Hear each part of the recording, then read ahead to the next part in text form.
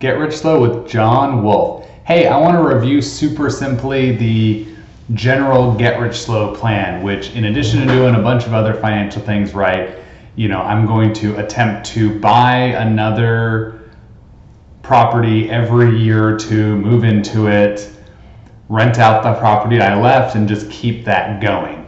And people refer to that plan in general as house hacking, but to me, house hacking has a lot more to do with the house I'm living in right now, or each one as we go. So just a little bit about how I run my household and budget. I'm married to my beautiful wife. We have a kiddo, and we actually have 2 roommates. And this is all in an 1,800 square foot house with 1 bathroom, which for some people sounds super generous and lots of room, and for other people they're like, how can you live?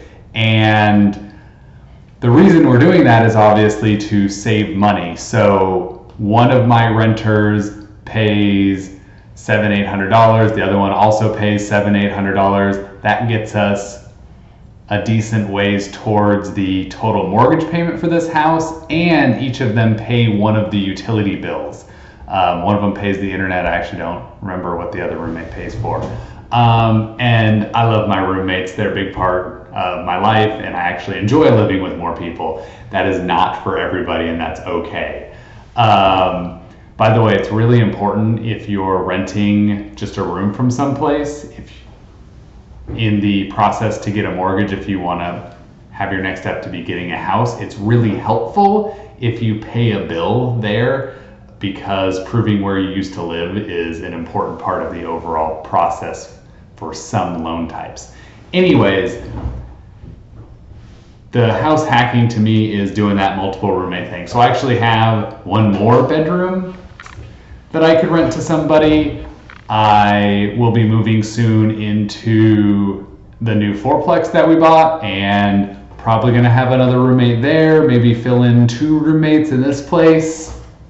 And that lets me, rent to more people individually and thereby decrease my total expenses of ownership. And it's a little different than just renting to one family, because the house is being supported by, 4 different jobs or whatever the number might be. I just want to talk to you really quickly about personal budgeting, like the way I live. So me and my wife, because my income isn't stable, we do what's called a personal P&L, and it's almost the exact same thing as a budget, except you do last month's numbers and you just review them yourself or with your spouse along with the income, so like, hey, I am $3,000 in the black this month, or I'm $1,000 in the red, and you don't have to beat anybody up, but you see how things are going so you can make little adjustments here and there.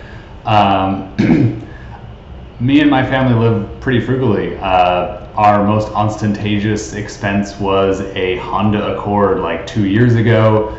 The only thing we really spend money on that we don't need to, because we're really trying hard to build up, is I spend about $2,000, maybe a little more a year, doing some kind of martial arts training. I switch martial arts year over year, every couple of years anyways. And we also spend more money than we need to on food, because I think that having really high quality food is important to the growth of my family and keeping myself healthy.